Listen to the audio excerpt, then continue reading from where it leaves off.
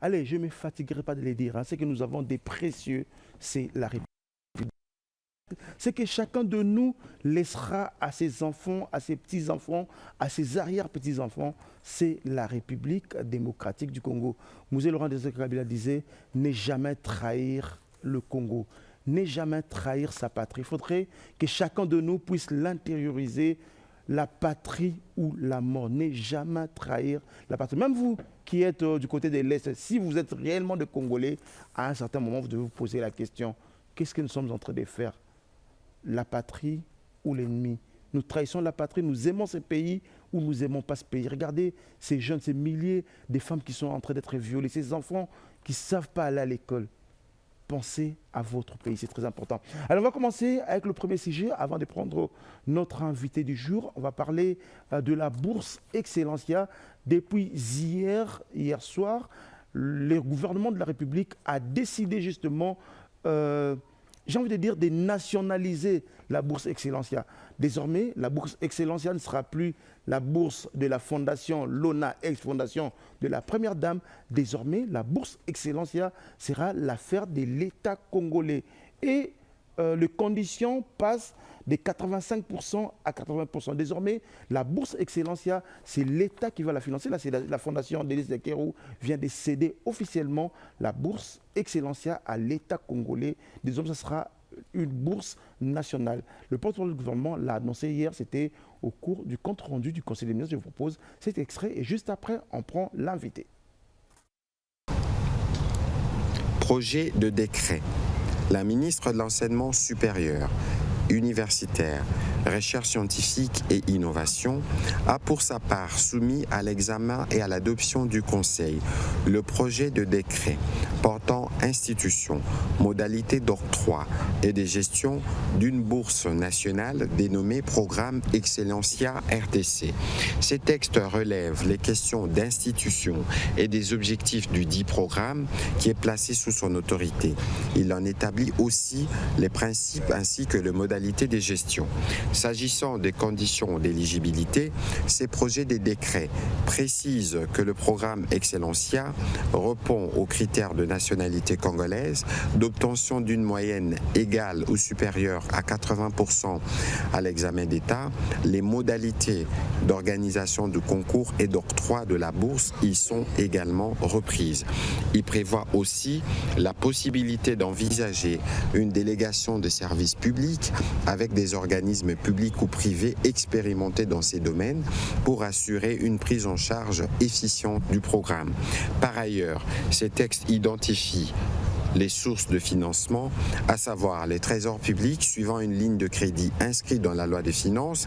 Ils bénéficient également des diverses contributions sous forme notamment de dons, legs et subventions, ainsi que de toute autre ressource autorisée par la législation en vigueur.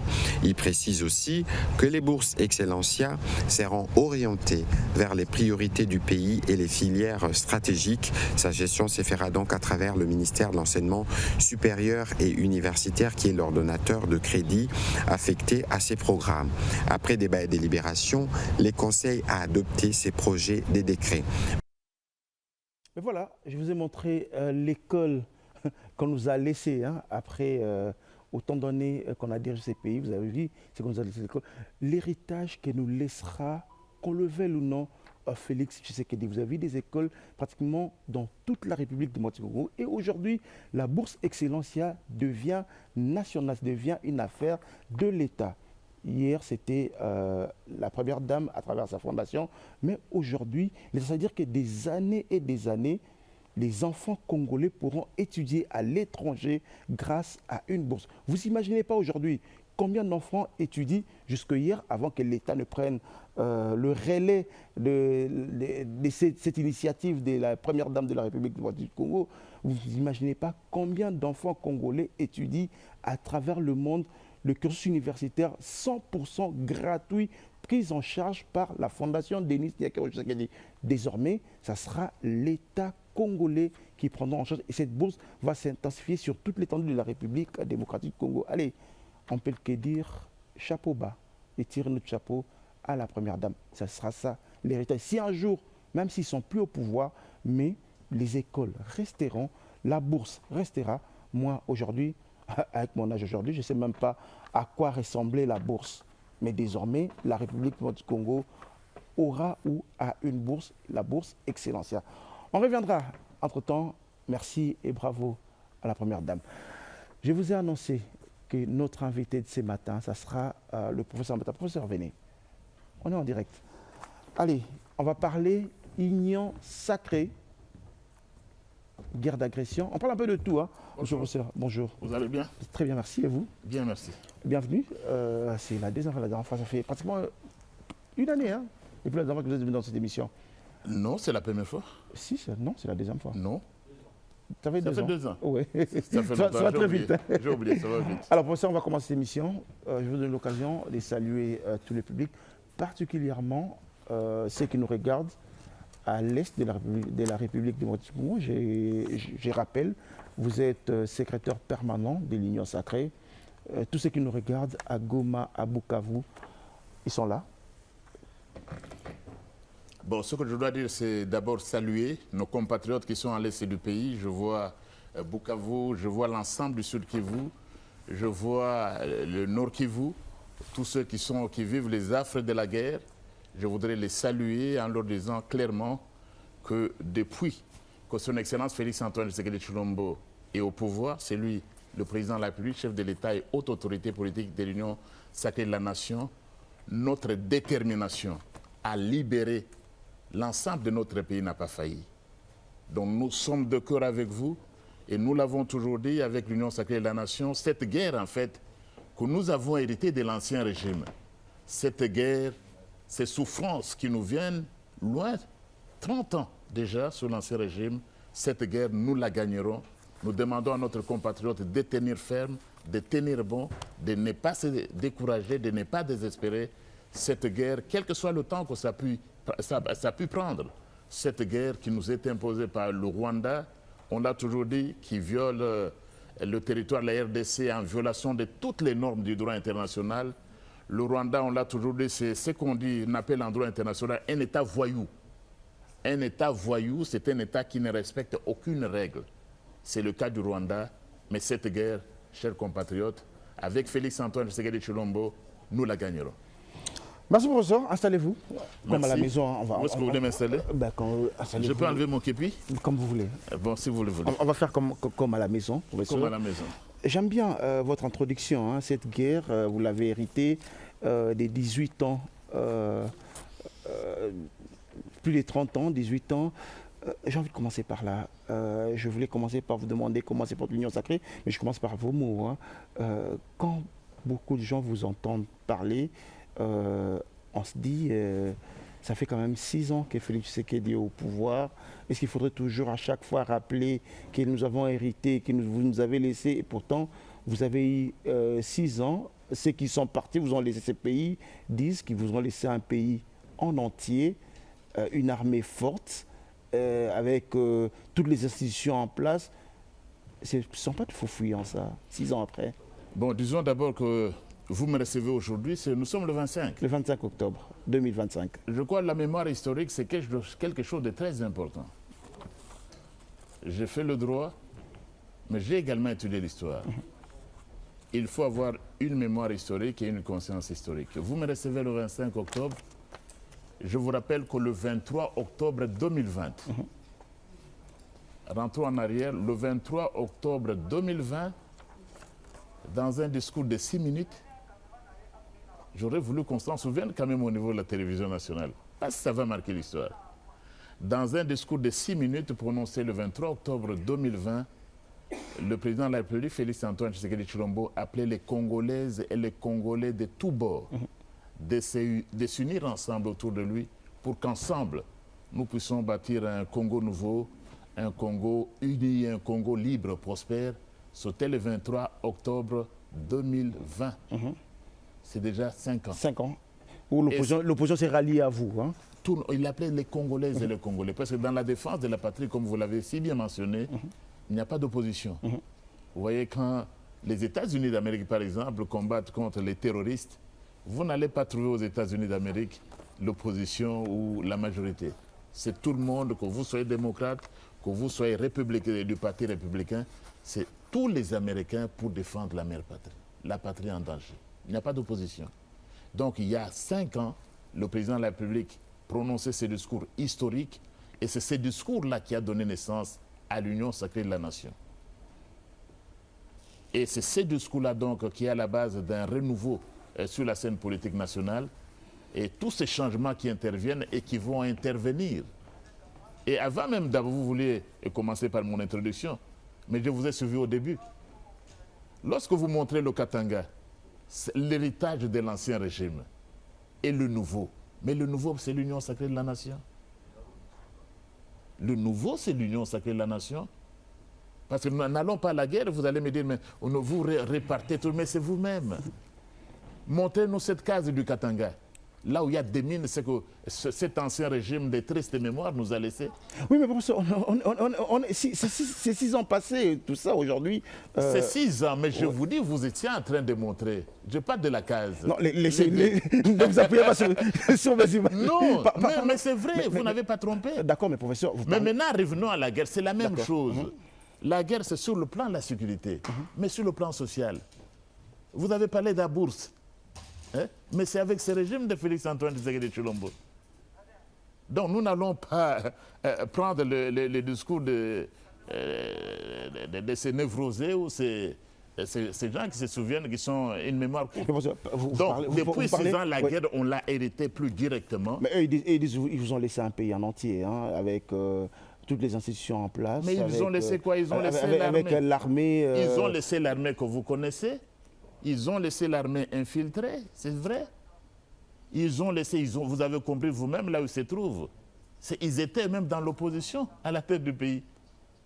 Vous venez de suivre leur dernière messe noire au Kenya. Donc je ne veux pas arriver là-bas. On a laissé ce régime-là, mais là n'est pas notre problème. Nous n'avons pas le temps. Mais laissez-moi vous poser la question. Laissez-moi vous poser la question. Vous parlez tout à l'heure des États-Unis, vous parlez de l'Afrique du Sud. Mais ceux qui vous écoutent aujourd'hui et ceux qui vous regardent aujourd'hui vont vous dire, mais aux États-Unis, lorsque un président quitte le pouvoir, il n'y a pas chasse à l'homme, on n'organise pas un procès, on n'organise rien. C'est-à-dire qu'on le respecte, on le laisse... c'est un monument. Justement, c'est ça, c'est ce qui pose problème. Bon, je crois que cher ami, vous êtes une grande télévision. Vous n'allez pas passer le temps à reproduire, à suivre en fait, des gens dont on devait parler moins. Vous me parlez des États-Unis, mais vous avez vu Nicolas Sarkozy? Ce n'est pas à vous que je vais... C'est à vous d'apprendre. Non, c'est vous qui avez parlé de l'unité des États-Unis, l'unité des Américains. Vous venez de me dire, un ancien président quitte et il y a la chasse à l'homme. Mais je vous dis, il y a moins de 3 jours, vous avez vu Nicolas Sarkozy? Il est où? C'est un ancien président de la République française. Il y a eu chasse à l'homme, il y a eu des marches, il y a eu des procès, il y a eu dans la société civile. Incarcéré où? On l'a laissé une cellule à Paris, là-bas, dans la prison de... C'est 3 mètres carrés, 9 mètres carrés, c'est juste ça. C'est l'ancien président de la République française. Donc vous avez là, il n'y a pas de chasse à l'homme. On n'a pas dit que Nicolas, il y a eu chasse à l'homme en France. Vous n'avez pas entendu l'opposition française a dit chasse à l'homme. Non. C'est un délinquant, c'est-à-dire quelqu'un qui a commis des crimes. Il a mérité d'être poursuivi, il a été poursuivi. Et Kabila ici, c'est un délinquant. Le mot est quand même fort. Hein. Vous parlez à un professeur de droit. Le mot est fort. Vous parlez à un professeur de droit. Le mot est quand même fort pour un ancien président. Hein. Écoutez, vous parlez à un professeur de droit et vous m'avez présenté comme tel. Un délinquant, c'est qui est en droit. Je voudrais qu'on ait l'essence du juriste. Vous n'avez pas quand même invité un professeur de sociologie ou de psychologie. J'ai beaucoup de respect pour les collègues, mais qui ont leur domaine. Un délinquant, c'est quelqu'un qui a commis un crime, qui a enfreint aux règles de la société. C'est un délinquant. Mais c'est quand même fort hein, d'utiliser pour un ancien président. Mais est-ce que s'il a commis un crime, vous voulez que je prenne le mot criminel? C'est le mot que vous préférez. Mais quelqu'un qui a commis un crime, Nicolas Sarkozy, il est là, condamné pénalement. Il a commis un crime. On va l'appeler comment? Les Français ne traiteraient pas de délinquant, c'est quand même fort le mot. Hein. Mais un délinquant, c'est qui? Cherchez le dictionnaire. Ce n'est pas moi qui ai inventé. Cherchez le petit dictionnaire de droit. Un délinquant, c'est celui qui a commis, qui est poursuivi en justice parce qu'il a un frein aux règles de la société. Parlons de l'Union sacrée. Aujourd'hui, Ouais. que reste-t-il encore de l'Union sacrée? Est-ce une alliance des convictions ou simplement une alliance, un service au leadership? Qu'est-ce qui reste encore de l'Union sacrée aujourd'hui? Bon, voilà ce que... On devait peut-être commencer par le commencement. Parce que si on prend, je vous parlais tout à l'heure du discours du 23 octobre. Le 23 octobre, le président de la République lançait, appelait les Congolaises et les Congolais à s'unir autour de lui pour bâtir un Congo libre et prospère. Et effectivement, plusieurs Congolais sont venus. Et vous connaissez le régime avec lequel on avait commencé, c'était FCC Cash. Donc pendant 2 ans, il était difficile. Parce que justement, il y avait ce poison un peu du FCC. C'est avec la création de l'Union sacrée de la nation que le pays a commencé vraiment à respirer. Et toutes ces choses que vous montrez, toutes ces choses belles commencent à venir lorsque le président Félix Antoine Tshisekedi Tshilombo peut finalement s'assumer. Nous sommes allés aux élections. L'Union sacrée et notre champion a gagné les élections haut la main. Et l'Union sacrée de la nation a gagné la majorité des sièges dans ce pays. Donc nous avons le peuple congolais. Et c'est ça la démocratie. Nous a donné le pouvoir. Nous sommes la majorité. Et vous n'allez pas poser la question. La question, il faut poser peut-être dans l'ancienne plateforme dirigeante de Test Mémoire. Qu'aurait il encore? Non. Nous sommes en train de bâtir. Nous sommes en train de travailler. Et le meilleur, vous ne l'avez pas encore vu. Vous pouvez apprécier ces maisons, vous pouvez apprécier les bourses, vous pouvez apprécier ces infrastructures, vous pouvez apprécier ces différents programmes, 145 territoires, vous pouvez apprécier la gratuité de l'éducation au niveau des établissements publics au niveau primaire, vous pouvez apprécier la gratuité des soins médicaux à un certain stade. Mais le meilleur n'est pas encore venu. Oui, d'accord. Vous parlez d'il y a des ans, le discours de 6 minutes qui a créé l'Union sacrée. Tout le monde est venu, tout le monde a voulu contribuer au développement, tout le monde a voulu contribuer, mais quand même, il y a comme une note triste. Hein. Ensemble est arrivé, MLC est arrivé, mais Ensemble a quitté la barque Union sacrée. Ah mais oui, c'est une plateforme démocratique. Ensemble a quitté. Et qui d'autre a quitté? Et au contraire, vous m'avez vu au sein de l'Union sacrée de la nation, c'est chaque jour, ou presque chaque semaine, pour être plus exact, vous avez des associations qui viennent adhérer à l'Union sacrée. Vous avez des partis politiques qui viennent adhérer à l'Union sacrée. Même après notre deuxième congrès extraordinaire dont les images sont projetées. Vous voyez des personnalités venir adhérer à l'Union sacrée de la nation. Et il y a moins d'une semaine, j'étais dans la diaspora. Vous avez vu au Benelux comment l'Union sacrée s'est mise en place. Benelux, Belgique, Luxembourg, Pays-Bas. Vous allez voir et comment l'Union sacrée en France s'est mise en place. Et dans les jours qui viennent, vous verrez sûrement le secrétaire permanent de l'Union sacrée de la nation dans les différentes provinces du pays, avant évidemment de se rendre en Afrique du Sud. Donc l'Union sacrée se porte bien. S'il y a des gens qui sont partis, plus nombreux, ceux qui sont venus, parce qu'ils se sont reconnus dans la vision prônée par son Excellence Félix Antoine Tshisekedi Tshilombo. On va justement parler de la vision de Félix, mais parlons de vous, les secrétaires permanents. Quel est le rôle que vous jouez dans l'Union sacrée? Secrétaire permanent, c'est la cheville ouvrière. C'est la cheville ouvrière de l'Union sacrée. Je dois dire que nous avons une charte qui vient d'être notariée, que nous avions d'ailleurs adoptée lors du deuxième congrès extraordinaire de l'Union sacrée de la nation, qui s'était tenu le 30 août 2025 ici à Kinshasa. Et l'Union sacrée a des organes. Le premier organe, c'est le congrès. Et vous l'avez vu, le deuxième congrès extraordinaire s'est tenu. Le deuxième organe, c'est la haute autorité politique. C'est l'initiateur de l'Union sacrée de la nation, Félix Antoine Tshisekedi Tshilombo. La haute autorité politique, c'est le deuxième organe. Troisième organe, vous avez le présidium de l'Union sacrée de la nation, qui est passé de 6 à 40 membres. Et après le présidium, vous avez effectivement la conférence des présidents des partis politiques et des associations. Et vous avez le secrétaire permanent, le secrétariat permanent comme organe également de l'Union sacrée de la nation.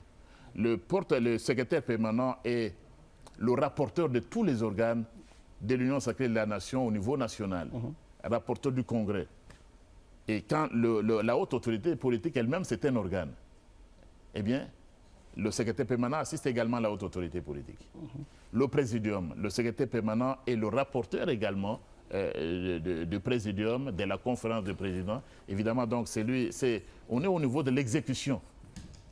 Au niveau de, lorsque nous parlons du secrétariat exécutif, du secrétariat permanent de l'Union sacrée de la Nation. Voilà donc mon rôle. Ce sont des responsabilités lourdes. Et je dois dire, je l'ai souvent dit, ce n'est pas du tout un privilège. Vous avez à mettre à travailler sous la direction de la haute autorité politique, à mettre en place une machine politique qui conserve le pouvoir et qui l'exerce dans l'intérêt de notre peuple. Et le président l'avait dit lors du Congrès. Nous, on ne va pas exercer le pouvoir par la force des armes. On n'a jamais pris des armes. On n'apprendra pas. Mais à cause de la confiance que nous aurons méritée auprès de notre population. Et le président Félix-Antoine Tshisekedi Tshilombo et notre gouvernement et toutes nos institutions travaillent chaque jour davantage à gagner cette confiance auprès de notre peuple. Et c'est cette confiance qui va faire que le peuple vous réclame, que le peuple vous assure une certaine longévité au pouvoir. Et nous sommes déterminés au niveau de l'Union sacrée de la Nation à continuer à servir notre peuple, ne jamais trahir le Congo. Je vous ai entendu tout à l'heure en entrant. Cette plateforme ne trahira jamais le Congo. Les traîtres de la nation, vous savez de quel côté ils sont, où ils peuvent se trouver. Nous sommes là, du bon côté de l'histoire, une histoire nouvelle qui s'écrit avec Félix-Antoine Tshisekedi Tshilombo, une histoire de grandeur, une histoire de dignité, une histoire d'un Congo debout, une histoire qui ne s'écrit pas à Nairobi, une histoire qui ne s'écrit pas à Bruxelles, ni à Washington DC, ni à New York, mais une histoire qui, comme disait Lumumba lui-même, une histoire qui s'écrit à partir de ce pays, à partir du Congo, avec Félix-Antoine Tshisekedi Tshilombo. Ce que j'aime dans cette émission, c'est que vous allez me permettre également, on va se regarder dans les yeux, on va se dire des vérités. Vous parlez d'une histoire qui ne s'écrit pas à Nairobi, d'une histoire qui ne s'écrit pas à Washington, d'une histoire qui s'écrit au Congo, mais ceux qui regardent aujourd'hui diront que Nairobi, Cash, c'était à Nairobi, Île des Gorées également, c'était à l'époque où vous étiez dans l'opposition. Aujourd'hui, pourquoi vous reprochez les autres d'aller discuter à l'étranger? Je ne parle pas de la discussion à l'étranger. Ce que je voulais dire, c'est ceci. On peut avoir commencé à Nairobi, mais une histoire durable, c'est une histoire qui s'écrit par le peuple congolais lui-même. Vous pouvez avoir des... Nairobi n'aurait rien signifié. Vous évoquez Nairobi. Il n'aurait rien signifié si le peuple congolais n'avait pas élu Félix-Antoine Tshisekedi Tshilombo. Donc, en fin de compte, c'est lui qui écrit l'histoire d'un peuple, c'est le peuple lui-même. Vous dites, j'étais dans l'opposition, bien sûr, j'étais dans la transition sans Kabila. Bien sûr que j'ai dirigé le manifeste des citoyens, vous savez, et je vois bien que vous connaissez un peu mon histoire ou ma marche. Nous avons voulu d'un changement dans ce pays. Et ce n'est pas aujourd'hui, pour ceux qui nous savent, ce n'est pas aujourd'hui qu'on a commencé. Mais laissez aussi les autres cette liberté également des militer dans l'opposition. Non, mais on ne refuse pas l'opposition. Quel est ce régime qui respecte autant l'opposition que ce régime qui est le nôtre? Mais vous n'êtes pas né aujourd'hui, et je vous regarde aussi dans les yeux, et je peux regarder aussi même dans votre panier. Mais quel est ce régime qui aura autant respecté l'opposition que le régime de Félix-Antoine Tshisekedi Tshilombo? On peut nous insulter partout. On peut. Et votre chaîne, qui bloque la RTNC, c'est ouvert à tout le monde. Mes chers amis, il y a quelques années, est-ce que vous pouviez recevoir un opposant ici à la RTNC? C'était sous quel régime? Mais c'est grâce à notre régime qui a cette liberté d'information que vous pouvez librement, même ces questions-là.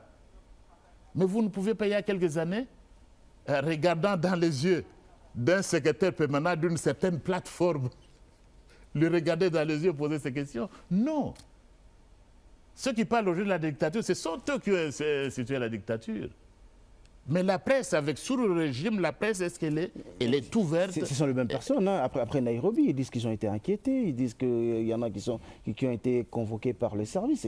Mais convoqués, c'est tout à fait normal.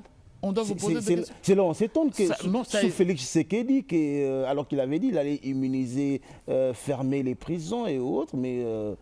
Il allait immuniser les crimes? Non. Est-ce que on doit immuniser le crime ou on doit commencer à sanctifier le diable? C'est ça? Non, il n'a jamais dit ça. Mais vous revenez, vous êtes parti à une messe, on vous interpelle. C'est tout à fait normal. C'est ça l'état de droit pour lequel nous étions battus. Et vous n'aviez pas trouvé des choses comme ça. Mais après Gorée, on n'avait jamais interpellé quelqu'un. Hein. Vous êtes sûr? Non, vous n'êtes pas sûr. Vous n'êtes pas sûr parce que les gens sont morts dans ce pays. Et on ne va pas réveiller les souvenirs. Vous avez les Chebeya, vous avez tous ceux-ci, même ceux qui priaient avec eux. Mais on les a enterrés ici. Les gens ont été enterrés vifs. Donc des militants des droits de l'homme ont été tués.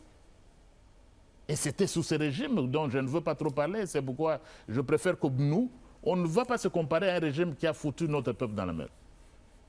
Et je suis heureux que les questions ne vont pas trop porter sur les traîtres. Non mais on dit quoi? Parce que vous parlez de Nairobi.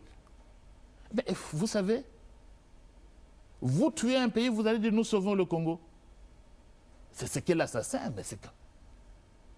Vous avez, pendant 18 ans, vous avez tué tout un pays.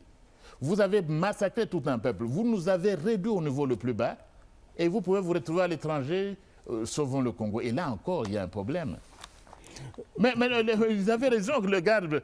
Et vous faites même du plagiat. Vous parlez un peu, non? Le plagiat. Mais sauvons le Congo, c'était le pasteur Coutinho. Donc, dans ce groupe-là, il n'y a personne d'aussi intelligent de comprendre qu'ils sont en train de plagier. Vous savez, quand moi je suis à l'université, un étudiant qui fait le plagiat, il est refusé. Le plagiat, c'est quoi en fait? Vous allez utiliser l'expression utilisée par quelqu'un d'autre sans le citer, sans reconnaître. Sauvons le Congo. Le même Coutinho, pasteur Coutinho, que vous avez condamné, le même Coutinho que vous avez envoyé en prison, le même Coutinho que vous voulez faire taire, et vous allez maintenant vous saisir de son expression pour sauver le Congo. Donc, il n'y a pas d'intelligence là-bas. Qu'est-ce qui se passe? Et on a compris finalement que leur chef avait raison quand il disait qu'il n'avait même pas 10 hommes pour sauver le Congo, mais il n'y a pas plus de 10 hommes.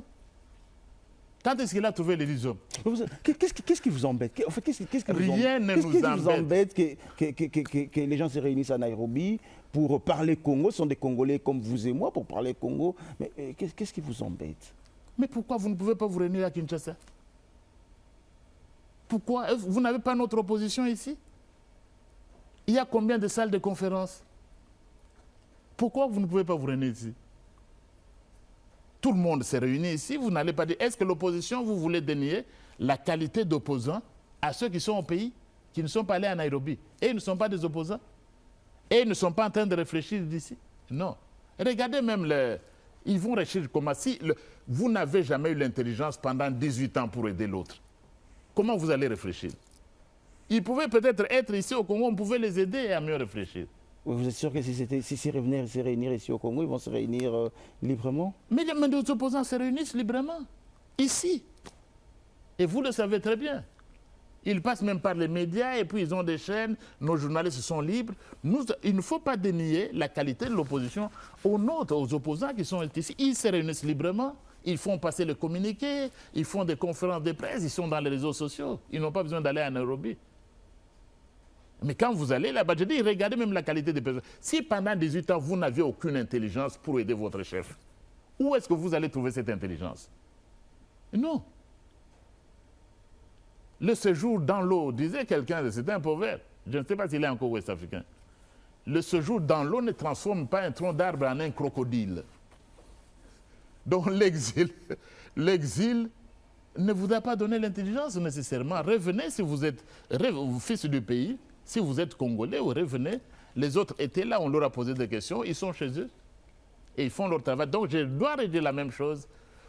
Aucun régime n'aura eu plus de respect pour l'opposition que ce régime de Félix-Antoine Tshisekedi Tshilombo et de l'Union sacrée de la nation. Et nous allons continuer à protéger notre opposition et à la respecter parce que nous sommes les premiers à être conscients du fait qu'il ne peut pas y avoir une démocratie sans opposition. Nous sommes les premiers à le savoir. Et c'est pourquoi le président de la République, Félix-Antoine Tshisekedi Tshilombo, haute autorité politique de l'Union sacrée de la nation, Union sacrée, nous n'avons jamais sévi contre l'opposition. Et vous le voyez même, en dehors de ma qualité de pauvre secrétaire permanent, je suis également député national. Vous suivez nos débats à l'Assemblée nationale. Et à l'Assemblée nationale, nous avons une opposition. L'opposition est là. À l'Assemblée nationale, elle s'exprime tout à fait librement. Ils n'ont pas besoin d'aller ailleurs. Et nous sommes ensemble, nous travaillons pour le bien du peuple congolais. Et il y a là, même ceux qui parlent du pacte ou autre chose, mais nous sommes là avec l'opposition tous les jours. Tous les jours. Ils donnent un point de vue, il y a des choses qui inspirent la majorité. L'opposition comprend également que le peuple, dans une démocratie, c'est le gouvernement du peuple, c'est le gouvernement de la majorité. Ils comprennent que pour ce temps, le peuple a donné mandat à un homme, au sommet, c'est Félix-Antoine Tshisekedi Tshilombo, président de la République. Le peuple a donné mandat à l'Union sacrée de la Nation qui dispose de la majorité au niveau du Parlement, au niveau de nos provinces. Et parce que le peuple nous a donné ce mandat-là, qu'on nous laisse gouverner au mieux des intérêts de notre peuple. Parlons de la main tendue du président de la République au niveau de Bruxelles, lorsqu'il parlait qu'il veut faire la paix brave avec le président du Rwanda. Mais vos opposants disent comment est-ce que vous voulez faire la paix avec le pays agresseur alors qu'en interne, ils réclament matin, midi, soir le dialogue, mais vous avez pratiquement fermé la porte. Nos opposants, c'est qui? Je crois que nous devons être... Cette émission, vous avez dit, on se regarde les yeux dans les yeux. C'est bien. Vos opposants, je peux vous le citer. Nos opposants, c'est qui? C'est le FCC, c'est le PPRD, aujourd'hui c'est Sauvons le Congo, c'est Moïse Katumbi ensemble, vos opposants, c'est Délice Sanga, vos opposants, c'est Fayoulou, c'est tous ces mondes-là. Et Mouzito n'est pas d'opposition? Il est au gouvernement aujourd'hui. Hein? Il est au gouvernement. Bon voilà, on va y aller. Vous êtes professeur, vous êtes constitutionnaliste, on est d'accord qu'il est au gouvernement? Bon, il est au gouvernement, mais je dois vous dire que au Sénégal... Il est dans la coalition. Il est dans la coalition. Abdoulaye Wade était ministre d'État, il était tout ça. Je dois dire ceci, que depuis toujours, ce régime a tendu la main. D'abord, il est né comment? Nous sommes partis du cash. C'était déjà une main d'un parti à un autre. Et puis, il y a eu FCC cash. Donc, on a tendu la main à ceux que vous appelez opposants aujourd'hui. Ceux que vous appelez opposants aujourd'hui n'étaient pas opposants hier parce que nous étions dans le régime de FCC cash. Nous étions avec eux. Avant de briser la coalition. Hein. Bon, et après, il y a eu l'Union sacrée de la Nation. Discours de 6 minutes, historique. On n'en a pas encore tiré toutes les leçons. Mais l'histoire dira en quoi ce discours était vraiment historique. Le 23 octobre 2020, c'est le président de la République, élu, qui invite les Congolaises et les Congolais à se joindre autour de lui. C'est tendre la main. C'est tendre la main. Et avant même ce qui est arrivé, vous avez tous les membres du gouvernement de l'Union sacrée, même après la réélection de notre président de la République. Mais Constant Moutamba n'était pas de l'Union sacrée. Constant Moutamba n'était pas de l'Union sacrée de la Nation. Il a rejoint le bateau de l'Union sacrée. Mais vous rejoignez pourquoi? Vous parlez de tendre la main. On a tendu la main. Aujourd'hui, le vice-premier ministre Mouzito n'est pas de l'Union sacrée. On a tendu la main, il a pris la main. Vous parlez de tendre la main. Donc, la condition, la compréhension de l'Union sacrée, pour le dialogue, il faudrait rejoindre le rang de l'Union sacrée. Je vais parler, j'ai le temps, nous avons le temps pour parler du dialogue. Le dialogue, d'abord, c'est quoi? D'abord, prenons des concepts. Qu'est-ce qu'on appelle dialogue? Qu'on explique à la population qu'est-ce que c'est qu'un dialogue. Il ne faut pas continuer à utiliser des termes creux, pacte ceci, pacte cela. Mais vous pouvez aussi tendre la main aux villageois qui sont à Kasumbalé. Ça ne va pas s'appeler du dialogue. C'est seulement quand vous tendez la main à quelques politiciens. Vous pouvez tendre la main aux professeurs d'université qui peuvent être aussi mécontents. On parle de cohésion nationale, il parle de cohésion nationale. Qu'est-ce que c'est que la dialoguer? Qu'est-ce que c'est que la cohésion nationale? N'utilisons pas les termes creux. Qu'est-ce que c'est qu'une cohésion nationale? La cohésion nationale, c'est seulement quand moi, politicien, je me rencontre avec l'autre politicien que ça devient une cohésion nationale. Si moi je vous rencontre, vous, les journalistes qui ont peut-être des idées différentes qui peuvent nous enrichir, là, ça ne va pas être un dialogue national. C'est seulement quand j'appelle un condamné à mort à s'asseoir autour d'une table ou à des gens qui ont tué. Là, ça devient cohésion nationale. Qu'est-ce que c'est que la nation? Quand nous parlons de cohésion nationale, est-ce que vous pouvez définir, quand vous parlez de cohésion, qu'est-ce que c'est que la nation? Est-ce que notre peuple qui est à Inongo est exclu de la nation? Est-ce que le peuple, les Congolais qui sont à Bumba sont exclus de la nation? Est-ce que ceux qui sont, même aujourd'hui... C'est vague. Revenons. On parle... Oui, dialogue national, c'est quoi? C'est le dialogue politicien, entre les politiciens. Professeur, oui. on va dire bien les choses. On dit toujours bien les choses dans votre émission. Les gens se posent la question. Oui. Au niveau de l'union sacrée, le pouvoir de Tshisekedi, vous acceptez de discuter avec un pays agresseur, qui est le Rwanda, à Washington. Vous acceptez de discuter avec le M23 à Doha, mais vous refusez de discuter avec l'opposition non armée. Avec l'opposition non armée. Non, mais soyons quand même aussi directs. Avec vos frères. Soyons directs. Vous parlez de certaines personnalités qui ne sont pas la nation nécessairement. Moi, je ne suis pas la nation. Vous n'êtes pas la nation. Lorsque le président de la République, au sortir d'ailleurs d'une réunion de l'Union sacrée de la nation et à la Cité de l'Union africaine, lorsqu'il demande à son conseil spécial d'entamer les consultations, ce n'était pas pour dialoguer. Vous n'avez pas vu notre ami qui est Fayoulou chez le président de la République? Jusqu'aujourd'hui, il continue à demander un dialogue exclusif. Oui. Est-ce que vous ne l'avez pas vu? Je pose, allons-y doucement. Et vous parlez, il ne faut pas, c'est une grande émission, je suis heureux d'être là devant vous. On y voit progressivement, c'est aussi pédagogique, c'est aussi méthodique. Vous parlez de Fayoulou qui est venu, qui est venu rencontrer le président. Oui. Ce n'est pas tendre la main. Mais jusqu'aujourd'hui, il continue à demander que le dialogue puisse avoir lieu. Mais je vous dis, le dialogue, c'est entre qui? Est-ce que vous serez artisan au dialogue? Je ne suis pas politicien, moi. Alors nous parlons du dialogue politique. Bien sûr. Hein? Bien sûr, on parle de dialogue politique pour la cohésion nationale. Mais la cohésion nationale, vous ne savez même pas la définir. Est-ce que si deux politiciens se mettent ensemble, il y a cohésion nationale? Il faut qu'on exprime. Mettre tous les Congolais qui ne parlent pas le même langage que vous, qui ne sont pas de votre obédience politique. Je prends l'Union sacrée. Je suis secrétaire permanent, vous l'avez bien dit. Oui. Je prends 3 éléments du PPRD. Je prends 3 éléments de quel autre parti? Ensemble pour la République. Ensemble pour la République. Qui encore? Délice Sanga. Délice Sanga. Nous nous réunissons à Pullman Hotel, ça devient cohésion nationale. Et la cohésion nationale est réalisée. Vous les prenez, mettez-nous ensemble, on va au campus de Kinshasa, on va à la salle de promotion, mettez-nous ensemble et vous appelez ça maintenant, il y a cohésion nationale, et vous acceptez. Et nous représentons la nation? Non. Qu'on n'utilise pas le terme creux dans ce pays. Qu'est-ce que c'est que la cohésion nationale? Alors, c'est quoi la cohésion nationale selon vous, selon l'Union sacrée? Non, ce n'est pas selon l'Union sacrée. Demandez-leur. Demandez-leur.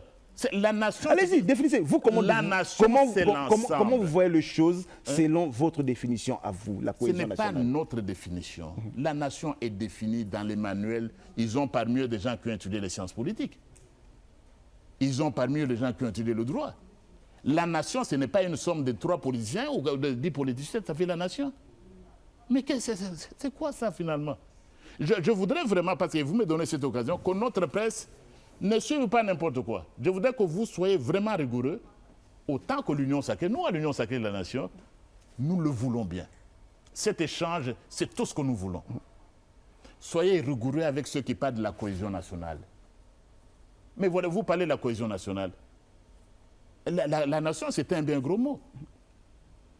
Mais si ça vient d'une église, par exemple, mais si cette église-là ne sait pas déjà se coaliser avec d'autres églises, vous ne savez pas entrer avec les autres. Vous savez combien? Nous sommes un pays laïque, mais avec beaucoup d'églises. Des milliers. Allez à Lemba ou ici à Lingwala, vous avez une église sur chaque rue. Mais si votre église ne sait même pas, vos pasteurs ne savent même pas rencontrer les autres pasteurs qui prêchent la bonne nouvelle, qui prétendent prêcher le même évangile, vous ne savez pas dialoguer entre vous, et si vous allez parler du dialogue national. Non, mais nous parlons de quoi? Nous parlons de quoi? Donc la nation est plus vaste que nous. La nation est plus vaste et plus forte que nous, et devant la nation, nous devons tous nous inspirer. D'accord. En revenant aux politiciens, ici, le politique, Les gens doivent comprendre qu'être en politique, c'est d'abord servir. Hein? Et je crois que les politiciens devaient aussi avoir d'autres occupations. Parce que sinon, vous allez passer tout le temps à parler de politique. Moi, je suis professeur des universités. Je m'excuse, mais c'est comme ça. Mais si quelqu'un n'a pas d'autre occupation que chaque jour produire des tweets, hein, produire des tweets de conférences de presse, mais ça devient un problème. Mais vous avez beaucoup voyagé, cher ami. Et vous connaissez, vous avez ce à travers le monde. Que fait l'opposition en Amérique? Que fait l'opposition en France? Que fait l'opposition en Belgique, le pays que vous connaissez très bien? Et là-bas aussi. Quand ça ne va pas là-bas, chez Sarkozy, là-bas, non, chez Macron, un gouvernement est tombé, on est revenu à un autre. Je n'ai pas entendu beaucoup de journalistes se dire il faut la cohésion nationale quand même en France. Hein? Il faut un dialogue, que le président Macron appelle à un dialogue inclusif en France. Je n'ai pas entendu la presse. Professeur, qu'est-ce qui dérangerait aujourd'hui? Je réponds à ma question. Le président a dit qu'il veut faire la paix des braves avec son voisin que vous avez appelé, qui dirige un État voyou. Ce sont vos mots. Le président a dit qu'il est prêt à lui serrer la main, à discuter. Le président a accepté de discuter avec ceux qui ont pris les armes à Doha. Mais pourquoi ne pas accepter également de discuter avec l'opposition? Mais ça dérangerait. Pourquoi ça dérangerait de discuter avec Moïse Katumbi, d'accepter d'aller sur le schéma? Soyez plus concret. Oui. L'opposition, vous êtes dans le vague. Dites-moi. Je vais vous poser la question. En quoi ça nous oppose de discuter avec Kabila? Je vais vous poser la question. Posez la question autrement. Avec Manga? Je vais vous poser la question. Posez la question, soyez plus concret, pas dans je vais vous poser la question autrement. Oui. Le dialogue des Senko et SCC, pourquoi vous ne le prenez pas? Oui. Le dialogue de Senko et SCC. D'abord, prenez par Senko et SCC. C'est quel dialogue? Vous le connaissez? Vous connaissez? Est-ce que vous avez... Qui a donné le... Il propose des bons offices comme ce fut le cas. Quels bons offices? Comme ce fut le cas lorsque décembre 2018. Je dis ceci. Soyons d'abord des églises. Nous sommes un État laïque. Vous n'allez trouver nulle part des églises en train de vouloir imposer leur position. J'étais directement en France. J'ai dit ça en France. Mais en France, il y a combien de cardinaux, cher ami? L'accord de la Saint-Sylvestre, c'était aussi un État laïque. Hein? Moi, je n'étais pas à la Saint-Sylvestre. Vous parlez au l'accord que Tshisekedi a signé en 2019, qui devait porter Tshisekedi comme Premier ministre à l'époque, oui. C'était aussi un pays laïque. Hein? C'était l'Église? L'Église catholique. Qui a fait l'accord pour qu'il soit au pouvoir? Non. C'est quel accord qui a... Les dialogues de la Senko à l'époque, c'était aussi le pays laïque. Hein? Le président Félix n'est pas venu à l'issue d'un dialogue de la Senko au pouvoir. Il a été élu par tout un peuple. Bon, précisons, disons ceci. En France, et ça ne marche pas. Vous voyez, quand Macron a chassé son Premier ministre, le Premier ministre démissionne, vous auriez entendu des communiqués de presse de certaines églises. Mais qui vous a donné le pouvoir? Vous n'êtes pas élu quand même. Nous sommes dans un pays démocratique. C'est une chose qui des bons offices pour faciliter. Mais les bons offices, pour faciliter. Mais si les bons offices, on peut les accepter ou les refuser? Est-ce qu'on peut, si vous dites bien les bons offices, une église qui ne sait pas d'ailleurs parler à d'autres églises, vous avez les églises de réveil. Vous ne savez pas, vous savez, ne soyons pas trop des pharisiens. Vous êtes comme dire aujourd'hui envers l'église catholique. Je n'ai cité aucune église. Je n'ai cité aucune église. Je parle des églises. Vous parlez de l'église catholique. ECC, église catholique. Senko et ECC. On ne va pas s'en empêcher de le dire. Hein. Ils ne peuvent pas. Vous savez, et vous parlez à un ancien séminariste. J'ai déjà dit à quelqu'un que je suis entré, moi, dans un séminaire plusieurs semaines avant un cardinal. Moi, je suis entré dans un séminaire, j'ai assisté à la messe avant le secrétaire général de la Senko. Donc, vous parlez à quelqu'un qui pouvait être évêque si les choses marchaient autrement. J'espère que vous m'avez compris. Vous parlez à quelqu'un qui pouvait être évêque ou archevêque ou même cardinal, parce qu'il est entré dans un séminaire avant. L'Église doit savoir quel rôle jouer. Nous n'interdisons pas aux prélats de parler de la politique, ce sont des Congolais. Mais il y a des limites. Il y a des limites. Vous avez beaucoup voyagé. Vous voyez le pape qui est à Rome en train de s'ingérer dans la politique de l'Italie. Vous avez déjà vu ça? Vous voyez le pape parce qu'il est pape. Il y a une exception, le pays brûle, il y a la guerre à l'Est, il y a la guerre à l'Est, il y a le pays qui brûle. Alors, mettons, comme père spirituel, mettons tout Père, le monde non, mettons non, tout le monde, non, non, mettons tout le monde, mettons tout le monde autour votre d'une père table, spirituel discuter. n'est pas mon père spirituel. Est-ce que votre père spirituel est mon père spirituel? Parce que ça aussi, il faut... Vous allez dans une église, votre père spirituel n'est pas mon père spirituel. Alors ne parlez pas toujours de nos pères spirituels, c'est à vous. Ceux qui sont dans les églises de réveil, ils ont leur père spirituel. Donc je dis ceci, une église, ils sont allés beaucoup plus loin. Et le pape a essayé à plusieurs reprises de recadrer cette église. Mais en France, il n'y a pas d'église. Vous croyez qu'à Congo-Brazzaville, ici, il n'y a pas d'église? Au Rwanda, même là, il n'y a pas de cardinal, mais il y a un cardinal au Rwanda. Et le cardinal rwandais, Kabanda, le pape lui a donné des fonctions en Israël, en Palestine.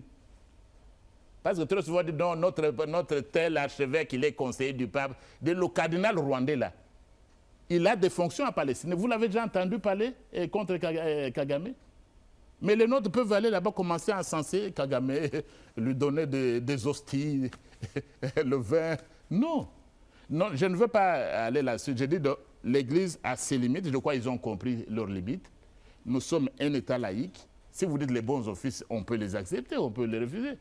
Pourquoi vous voulez imposer les bons offices? Le dialogue dans ce pays ne peut se faire qu'autour de Félix-Antoine Tshisekedi Tshilombo. Nous avons dit, nous étions clairs au Congrès. C'est moi qui parlais. Le peuple n'a pas élu un imam. Le peuple n'a pas élu un père spirituel, entre guillemets. Le peuple n'a pas élu un professeur d'université, je regrette. Le peuple n'a pas élu un commerçant. Le peuple a élu Félix-Antoine Tshisekedi Tshilombo comme président de la République, chef de l'État pour président à ses destinées. D'accord, je pose ma Et question. s'il y a dialogue, on doit arriver. C'est autour de lui. Et lui, il a toujours été un homme de dialogue. Mais si vous refusez un dialogue, vous avez aussi le droit de refuser un dialogue. D'accord, je pose ma question maintenant autrement. Le dialogue doit se faire autour de Félix Tshisekedi qui a été élu président de la République. Et il est d'ailleurs permanent. D'accord, mais pourquoi il n'invite pas les autres? Les autres, qui soyons précis. Vous voulez toujours être plus précis avec moi. Citez les gens. Hein? Dites, je vais vous dire pourquoi. Pourquoi les autres, c'est qui? Pourquoi il ne parle pas de Joseph Kabila directement? Oui. Pourquoi il ne parle pas de Joseph Kabila directement? Regardons dans les yeux, posons-nous la question. Pourquoi il n'invite pas Joseph Kabila pour discuter directement? Mais Joseph Kabila a choisi son camp. Il ne vient pas. Vous voulez qu'il aille le suivre dans la rébellion? Joseph Kabila est actuellement le commandant suprême du FCC et de AFC M23. Mais qu'il vienne. Il était à Nairobi, mais qu'il vienne aussi, on va seulement l'interroger. Vous l'avez déjà condamné à mort, il ne pourra pas venir. Mais comment qu'il vienne pour montrer qu'il n'est pas coupable? C'est une façon de l'empêcher de revenir. Vous savez, il a été condamné par contumace, et notre peuple aussi doit le savoir. Qu'est-ce que c'est qu'une condamnation par contumace? Il y a une différence entre condamnation par défaut et condamnation par contumace. Condamnation par défaut, c'est dans un procès civil. Par exemple, conflit parcellaire, des choses comme ça. La personne ne se présente pas. Mais condamnation par contumace, c'est dans un procès pénal. Comme la trahison, crime de guerre. Là, on appelle ça, on parle de condamnation par contumace. Eh bien, cette condamnation peut tomber quand vous vous présentez. Ici, Joseph Kabila a été appelé, il a refusé de comparaître. Mais Nicolas Sarkozy a comparé. On a appelé Joseph Kabila, ben voilà, peut-être ce qu'on dit, parce que toute personne, et nous sommes le pays, le régime le plus démocratique jusque-là. Parce que toute personne est présumée innocente. Toute personne est présumée innocente. Malgré tout ce qu'on dit, vous êtes présumé innocent. Venez comparaître. Il n'est pas venu. Vous voulez que ce dialogue se fasse où? Parce que vous parlez de Joseph Kabila. Et maintenant, vous l'avez vu, il est dans la rébellion, il lance Sauvons le Congo, après avoir détruit le Congo. Et il va faire même du plagiat avec les termes utilisés par Coutinho. Mais est-ce qu'il n'y a pas d'universitaire autour de lui qui pourrait lui faire comme non, ça c'est un plagiat. En science, le plagiat emporte un crime. C'est le refus. Il n'y a pas de professeur d'université, il n'y a pas pour lui dire non, nous sommes en train de plagier Coutinho. Donc voilà, donc nous sommes ouverts. Joseph Kabila peut rentrer d'abord et comparaître. Parce qu'il était condamné par contumace. Il entre dans l'avion, il vient et on va le loger quelque part pendant qu'il répond de ses crimes. Et voilà, c'est ça l'état de droit. On ne peut pas vouloir une chose et son contraire. C'est ça l'état de droit. Mais les autres, à part Joseph Kabila, il y a quand même l'opposition. Il y a les autres, discuter avec les autres. Qui? Mais ils sont là. Vous connaissez le secrétaire permanent de la Nation. S'il vient chez moi, mais nous allons commencer la discussion. Le président Félix Tshisekedi, haute autorité politique de l'Union sacrée de la Nation, n'a jamais refusé de recevoir ses compatriotes. Lorsque j'ai donné le cas, lorsque Martin Fayulu a dit qu'il veut le voir, mais il l'a vu. Donc aujourd'hui, on n'a jamais fermé ses portes et il n'est même pas au gouvernement. Martin Fayulu n'est même pas au gouvernement. Il n'est pas parti prendre les armes. Il a tendu la main, c'est un Congolais. Il est venu, la porte est ouverte, le président Tshisekedi a toujours reçu. Sa main a toujours été tendue. Et il est allé, ils ont discuté. Et discuter, ce n'est pas nécessairement entrer au gouvernement. Le VPM, lui aussi c'était un opposant, il reste un opposant. Mouzito, il a accepté, il est dans le pays. Martin Fayulu l'avait demandé, il a été reçu. Bon, qui demande qu'on ne reçoit pas? Oui, demander, mais la condition est restée. Quelle est la condition? Il faut condamner le Rwanda pour accéder au président et discuter. Mais alors, nous sommes agressés. Nous n'allons pas discuter avec les étrangers, ni des gens qui sont à la solde de l'étranger. Non, nous avons trop souffert des infiltrations. Nous avons trop souffert. C'est pourquoi ces questions de nationalité... Comme un régime qui est venu de l'opposition, qui est arrivé au pouvoir, qui a connu la souffrance de l'opposition, qui est arrivé au pouvoir, être aussi dur, ce n'est pas... Mais non, c'est ouvert. Qu'est-ce qui est dur? Mais venez demander. Je vous ai donné l'exemple. Martin Fayulu a demandé, je veux voir mon frère. Mais il a vu, est-ce qu'il n'a pas vu? Mais il continue à demander le dialogue. Non, ça c'est autre chose. Ça c'est autre chose. Il a été reçu, ils ont discuté. Quel autre opposant qui a demandé qu'il n'a pas été reçu? C'est ça le régime de l'opposition. C'est pour montrer à quel point le président Félix Tshisekedi, nous sommes démocrates.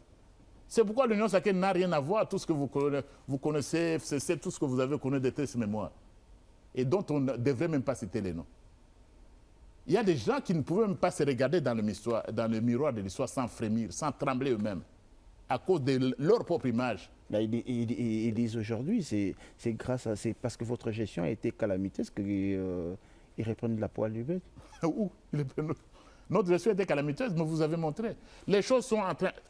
Dans tous les cas, l'Union sacrée de la Nation va faire, avec sa haute autorité politique, laisser à ce pays ce que vous n'avez jamais vu. Je ne veux pas vous prendre à vos propres mots. Il n'y a pas que cette école du Lualaba que vous avez montrée. Il y a des milliers d'autres écoles qui sont construites. Il y a des infrastructures qui sont en train d'être faites au jour le jour, sauf que vous n'avez pas le temps. Si nous étions comme le parti unique, mais nous allions vous demander de diffuser à la longueur de journée les réalisations des FACHI ou de l'Union sacrée. Mais nous n'allons pas le faire. Parce que nous respectons notre presse officielle. Nous comprenons que vous êtes l'église au milieu du village. Si c'était l'ancien régime, on allait vous imposer des choses. Non. Donc chaque jour, le Congo se construit tous les jours. Et ce qui va arriver n'est pas encore arrivé. Et même cette guerre dont je parlais, nous allons mettre un terme à cette guerre d'agression du Rwanda. Aujourd'hui, les Congolais, la plupart, s'interrogent sur la stratégie, la politique de l'Union sacrée. Comment vit cette guerre à l'Union sacrée? Laquelle guerre? La guerre de l'Est. Mais la guerre de l'Est, nous sommes totalement engagés contre la guerre de l'Est. Nous devons y mettre un terme, c'est ce que je suis en train de dire. Et la détermination de Félix Antoine Tshisekedi Tshilombo, notre haute autorité politique, elle reste intacte. Évidemment, vous avez parlé du discours de Kagame, peut-être on va dire comment on n'a pas répondu. Mais il y a une diplomatie. J'ai suivi, j'étais moi-même en Belgique. Lorsque je vois sur les réseaux sociaux certains journalistes, il a tendu la main, oh voilà, il s'est agenouillé. Mais ils ne comprennent pas la diplomatie. Justement, là, c'est ça. Ils ne comprennent pas. Quelle est la stratégie de l'Union sacrée alors que les autres demandent à discuter, vous demandez, vous tendez la main. Les autres, c'est qui je vous ai dit qu'au Kabila, vous tendez la main à celui qui nous agresse, celui qui tue, celui que vous traitez qu'il est en train de soutenir la rébellion. Vous êtes prêt à discuter avec. C'est là on se dit... Et il était clair, nous sommes prêts à discuter, je lui tends la main, mais d'abord qu'il cesse son soutien. C'était clair. Pourquoi vous coupez toujours des choses en milieu? Cette phrase, ça s'arrêtait là, je tends la main.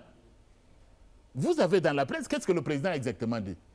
Je tends la main, est-ce qu'il n'y avait pas une conditionnalité? Mais voilà, les gens, ils font des sauts de moutons intellectuels. Le problème aussi chez les Congolais, c'est quoi? Le raisonnement même mental, là, on fait maintenant du saut de moutons. Tu passes de l'introduction à la conclusion. C'est ça le saut de moutons. Intellectuellement, c'est ça. C'est entré dans le mental même de certaines personnes qu'on dirait des grands intellectuels. Mais justement, ça ne s'arrêtait pas là, je vous tends la main. Cette main tendue qu'ils ont refusé. C'est là où le Congolais s'est senti humilié. Humilié pourquoi? Il a montré à la face du monde. Je crois que notre haute autorité politique, c'est un fin diplomate. Mais on ne l'appréciera pas maintenant. Et ce n'est pas tout le monde qui va l'apprécier. Ceux qui feront demain la diplomatie. Parce que c'est une discipline aussi. C'est une discipline scientifique. Il faut savoir jouer. Vous savez, dans la guerre, vous êtes que c'est dans la théorie des jeux. Je vais vous donner un exemple assez banal. Vous voyez, quand vous êtes sur le terrain de football, vous avez une équipe. Vous dites au numéro 7, toi, ton rôle, c'est fatiguer l'adversaire. Tu ne marques pas. Il peut entrer même dans la surface de réparation où tout le monde tirer. Il ne tire pas, il rentre. Son rôle, c'est de fatiguer. Vous avez un numéro 4, je me souviens, je crois que je jouais encore au foot.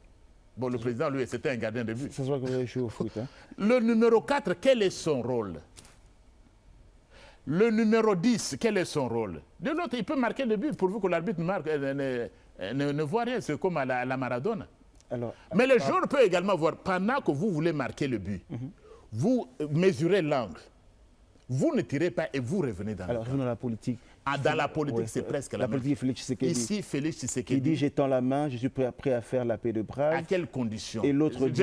J'ai dit ceci, disait toute la phrase. Je vous respecte. Avec tout le respect que je vous dois, vous ne pouvez pas faire la même chose que les journalistes des réseaux sociaux et de Twitter. Est-ce que cette phrase s'arrêtait, je vous tends la main? Je tends la main, je suis prêt à faire la paix de Prague, retirez vos troupes. Mais est-ce que ce n'est pas clair? Est-ce que ce n'est pas clair? Mais vous ne pouvez pas tendre la main en conditionnant les choses. Mais alors, c'est maintenant l'homme intelligent qui va dire ça. Que cette main tendue-là était autre chose. Et maintenant, vous comprenez. Mais malheureusement, la plupart des gens qui commentent ne peuvent pas comprendre. Dites-nous maintenant par rapport à la compréhension de l'Union sacrée, c'était quoi exactement? C'était pas de l'humiliation? Parce que la réponse du Rwanda a été... je revois encore les tweets des Kagame. Mais nous savions là, mais il devait être noirci au plan international. Nous savions qu'il allait refuser, mais devant les représentants des plus grandes puissances, on nous a dit que c'est nous qui ne voulons pas la paix. C'est le président Félix qui ne veut pas la paix. Et il dit ça devant, il dit j'appelle devant la communauté internationale. Il refuse, dit voilà le guerrier. Voilà le voyou. Entre guillemets, c'est un président de la République. J'allais dire ça aussi. Oui. Hein. C'est quand même fort le mot. Hein. C'est un président de la République. C'est le président de la République du Rwanda. Oui.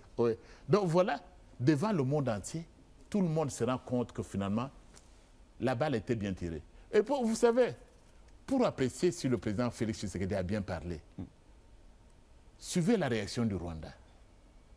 Si le Rwanda applaudit une déclaration de Félix, donc elle était mauvaise. Mais si le Rwanda s'oppose, mais malheureusement, qu'est-ce que je veux vous dire, mon frère? Alors que les journalistes rwandais critiquent, on dirait que Kagame a trouvé sa presse dans les milieux congolais. Et c'est curieux. Mais c'est pourquoi on vous dit quoi? Unité nationale. Non, je vous dis. Non, cohésion nationale, ce n'est pas les journalistes. Vous me rejoignez maintenant. Je parle des journalistes. Vous n'êtes pas invité à la cohésion nationale. Et pourtant, vous parlez toujours de cohésion nationale. Pat, dites-moi, prof, est-ce que quand vous aurez pacte, nous aussi, journalistes, nous serons invités? C'est ça qui doit vous concerner. Pourquoi vous ne me demandez pas? Est-ce que quand vous aurez la cohésion nationale, les professeurs d'université seront aussi invités? Non, ils seront exclus. Mais vous serez exclus aussi. Vous allez accepter ça? Non, je reviens pour dire ceci, que nous n'étions... C'était un très bon discours, un stratège, un diplomate, et c'est le premier diplomate de ce pays. Et il savait effectivement où il allait aboutir. Et la communauté internationale a pris connaissance que le guerrier, c'est lui qui veut la guerre, c'est le président du Rwanda. Vous comprenez que quand vous regardez la situation telle qui se passe, les gens ont l'impression que la communauté internationale écoute, accepte plus le discours du Rwanda que le Congo. C'est votre impression également? Mais oui. Mais est-ce que tout le monde s'en rend compte? Parce que le discours du Rwanda, il n'est pas que le Rwanda. Le discours du Rwanda est même servi par nous-mêmes. Mais qu'est-ce qui fait qu'on les écoute par rapport à nous qui sommes les victimes?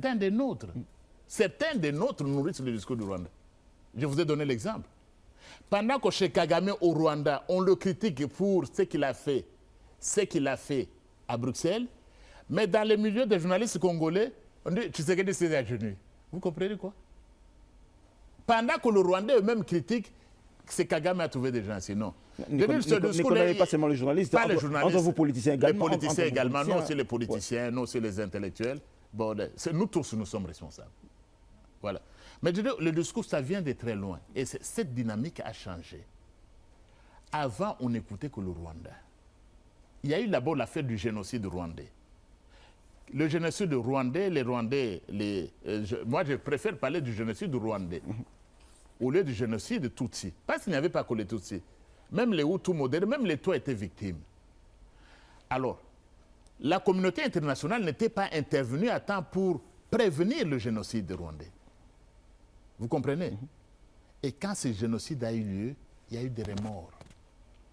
La communauté internationale s'est reprochée. Certains membres, ils s'est reproché de ne pas être intervenus. C'est ainsi que tous les discours du président Kagame au début étaient acceptés. Parce que la communauté internationale, on s'est trouvé quelque part aussi fautif.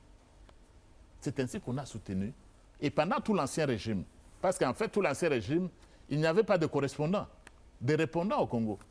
D'abord, à notre niveau, qu'était notre diplomatie sous l'ancien régime? Qu'est-ce qu'était notre diplomatie? On ne parlait pas.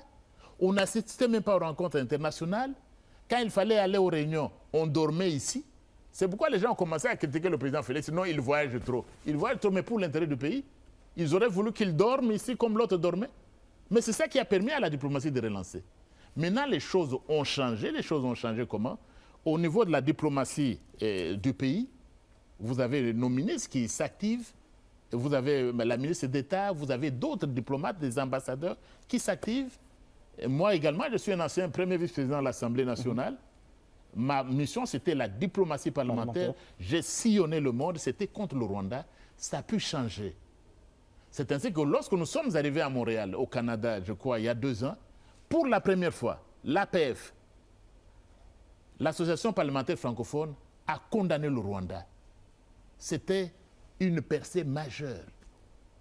Vous avez suivi tout ce qu'on a fait au niveau de l'Union européenne, même cet accord sur les minéraux exploités à travers le Rwanda. Mais l'Union européenne est revenue pourquoi? À cause de la force de la diplomatie sous Félix-Antoine Tshisekedi Tshilombo, sous l'Union sacrée de la nation. Aujourd'hui, on nous écoute. Même si on ne nous écoute pas encore totalement, mais ça a totalement changé, au point de condamner le Rwanda, au point de dire qu'il est présent, il a violé l'intégrité du territoire national, au point d'exiger qu'il se retire. Évidemment, la mise en œuvre se fait encore attendre. Là, les condamnations sont arrivées de partout, on a condamné. Partout, à cause de ces diplômes. Vous n'en avez pas. Mais la guerre n'a jamais cessé, la guerre continue, le Rwanda continue à agresser le Congo, le Rwanda continue à être sur le sol congolais. Il faut commencer par quelque chose. Nous avons ça et la guerre va se terminer. Il faut commencer par quelque part. Et c'est ça aussi le problème. Il faut voir d'où nous venons. Nous venons de trop loin. Nous venons d'un temps où on ne pouvait même pas parler du Congo sur la scène internationale. Nous étions insignifiants. La voix du Congo ne se faisait même pas fait entendre. La première des choses, c'est de nous réjouir de ce qui a été réalisé. Et c'est ce que nous autres Congolais, nous ne faisons pas toujours. We should take stock. Faire état de la situation. Où est-ce que nous sommes arrivés? OK, nous avons fait un pas, merci. Apprécions le pas que nous avons fait et puis regardons vers l'avenir. Nous avons ces condamnations, ce n'est pas suffisant. Et ce n'est pas au régime de l'Union sacrée de la nation que vous allez dire que ce n'est pas suffisant. Ce n'est pas Félix-Antoine Tshisekedi Tshilombo, notre autre autorité politique, que vous allez dire que ce n'est pas suffisant. Il est le premier à savoir que ce n'est pas suffisant. Même ce que nous faisons dans les termes de construction des infrastructures, nous ne pouvons pas être... il n'y a pas cette tendance-là de l'autosatisfaction. Pour lui, ce n'est pas suffisant. Même ce que vous montrez pour le président Félix-Antoine Tshisekedi Tshilombo, les routes ou les bourses. Maintenant, on a la bourse. Pendant combien de temps on a parlé de bourse? Et là encore, il y a première dame et première dame aussi, non? Donc vous voyez ça. Donc c'est pour vous dire, je rentre, je vous dis ceci, nous ne sommes pas nous-mêmes satisfaits. Alors, c'est que tous les Congolais ne comprennent pas. Nous continuons à travailler pour faire mieux. Ce que tous les Congolais ne comprennent pas, en 2012, l'aventure de l'Est a eu lieu. C'était de la même façon. le Rwanda a agressé le Congo avec le M23 à l'époque, mais ça a duré pas longtemps. Ils ont quitté le pays, ils sont partis. Mais c'est quoi la différence? Qu'est-ce qui fait qu'aujourd'hui, on est à plus de 10 mois, on est en train d'aller pratiquement une année aujourd'hui. Mais pourquoi n'avoir pas fait comme les autres, c'est-à-dire qu'il est arrivé et puis ils sont partis? Et qui avait fait? Joseph Kabila et son régime de l'époque. Hein? Qui avait fait? Joseph Kabila et son régime. Non, mais si le Rwanda, si l'agresseur retirait seulement ses pions. Si l'agresseur retire seulement ses pions à cause de ceci, et puis dans tous les cas, vous là-bas à Kigali et nous à Kinshasa, nous sommes la même chose. Hein? Nous sommes dans une même équipe. OK?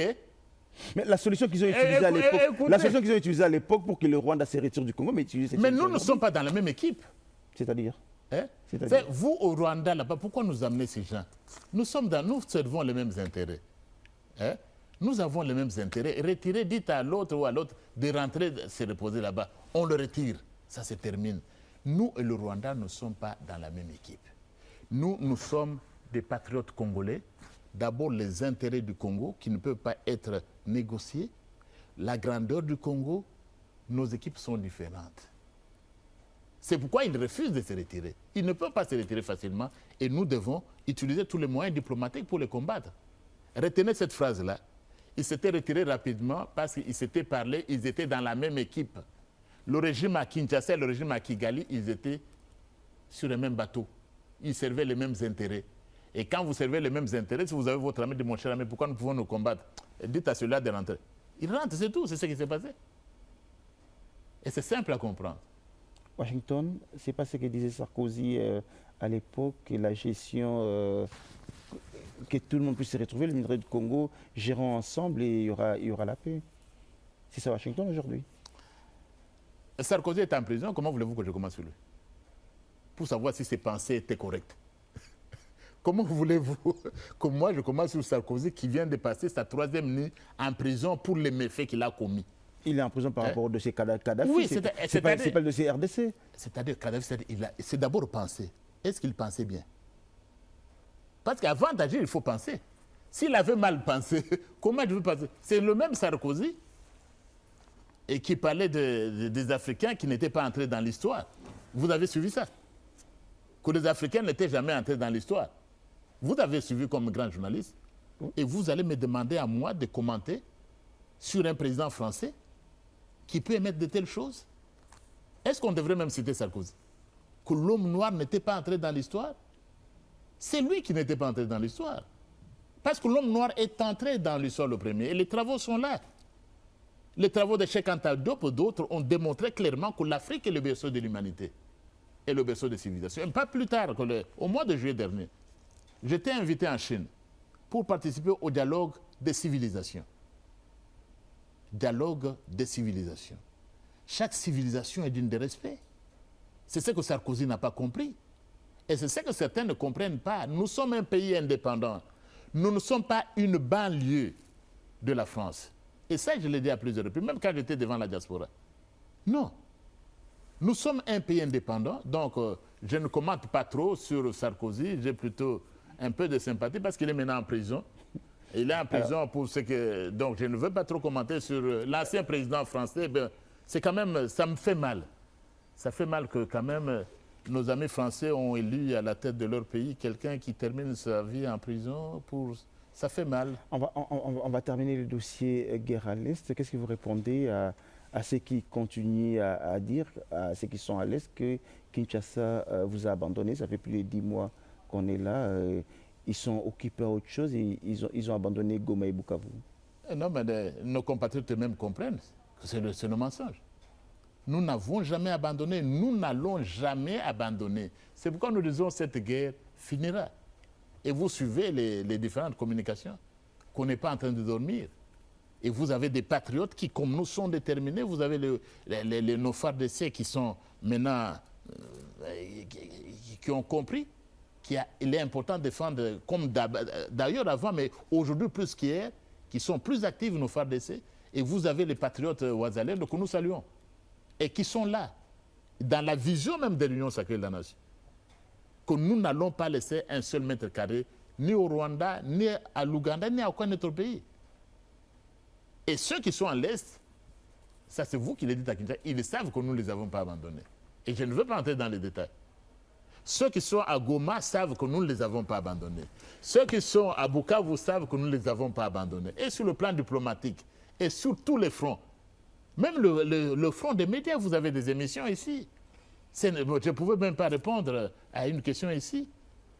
Vous avez Bendele Koyate, à partir de Kinshasa. Vous les avez abandonnés? Professeur. Non, vous ne les avez pas abandonnés. Le message, nos compatriotes, ils doivent compter sur notre soutien. Nous ne les abandonnerons jamais. Nous ne trahirons jamais le pays comme les autres ont tenté de le faire. Nous sommes avec eux. Cette guerre, ça peut prendre le temps. Les guerres prennent toujours du temps un peu. Mais cette guerre, nous la finirons et l'intégrité territoriale de notre pays sera recouvrée. Professeur, je vous regarde dans les yeux, je pose les questions. Toujours dans les yeux. Cette question, je l'ai reçue plusieurs fois. On a annoncé cette émission hier. Cette question est arrivée plusieurs fois. Vous refusez de discuter avec l'ancien président de la République, Joseph Kabila, parce que M23, AFC, vous avez dit c'est lui. Le président de la République l'a dit plusieurs fois, c'était lui. Mais vous discutez à Doha avec AFC M23, donc vous discutez avec Joseph Kabila. Mais Joseph Kabila est où? Où on a refusé? Je dis qu'il vienne. On vous pose des questions. J'espère. D'ailleurs, quand vous avez annoncé l'émission, je croyais que vous avez une tonne de questions. Et je ne pense pas que je suis venu préparer pour ça. Je crois que quand vous avez annoncé le pauvre André Mbata, je crois que vous avez même un syllabus.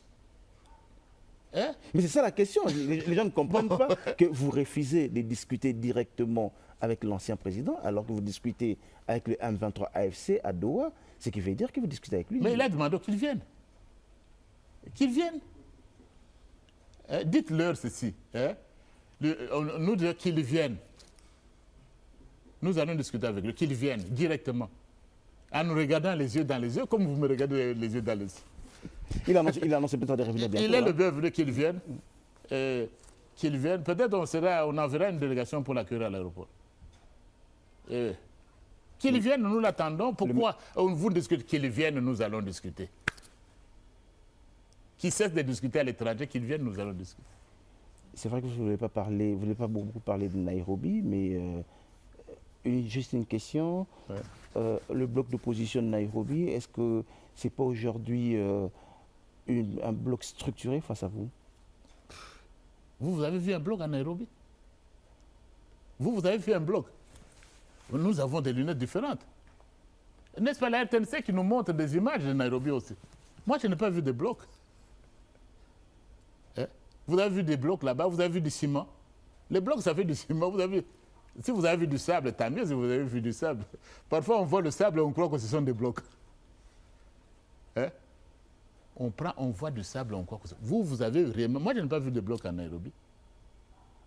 Ils se sont réunis, ils ont créé une structure qui est prête à... Quelle structure? Sauf le Congo. Celle-là de Coutinho, du pasteur Coutinho.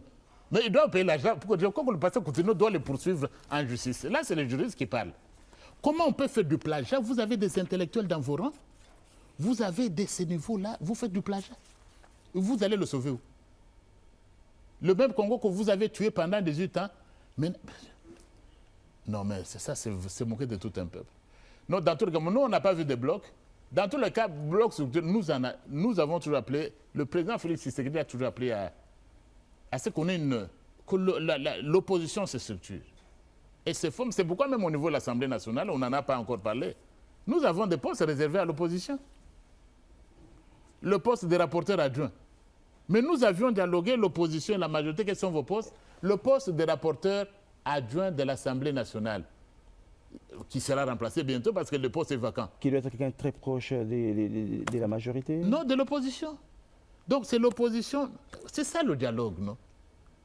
Nous dialoguons, l'Assemblée nationale, nous avons dit ces postes vous appartiennent, c'est leur poste. Au Sénat, c'est la même chose, c'est leur poste. Nous parlons avec eux. Mais de quelle cohésion nationale vous voulez parler? Allez, enfin, un clin d'œil à Christophe Wanga qui est derrière l'opposition, qui est candidate à ces postes des rapporteurs adjoints de l'Assemblée nationale.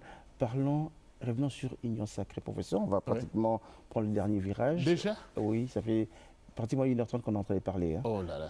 Parlons justement Union Sacrée. Vous avez sorti un communiqué demandant à tous les candidats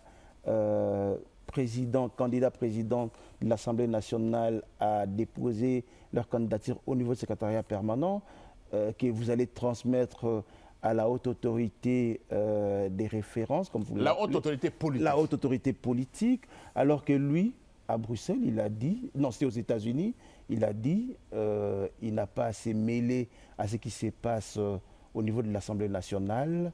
Il est en dehors de ça, c'est une autre institution. Vous êtes constitutionnaliste, mais ce que vous êtes en train de faire, vous ne violez pas la Constitution? Très bonne question. J'ai vu sur les réseaux sociaux.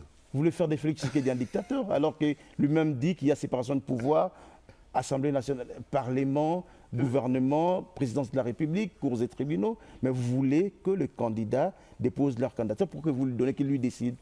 Je dis très bonne question. J'ai vu moi-même dans les médias, le communiqué du pauvre Mbata viole la Constitution. Viole la Constitution. Vous êtes constitutionnaliste, vous savez que ce n'est pas normal. Demain. Mon problème, c'est celui-ci. Je l'ai souvent dit. Mon cher ami, tout le monde n'est pas juriste. On va le dire combien de fois. Même si vous aimez tant les questions de droit, tout le monde n'est pas juriste. Je ne suis pas journaliste. Je n'ai pas vos compétences. Est-ce que c'est difficile à comprendre que moi, quand je respecte vos compétences comme grand journaliste, vous devez respecter également mes compétences comme juriste?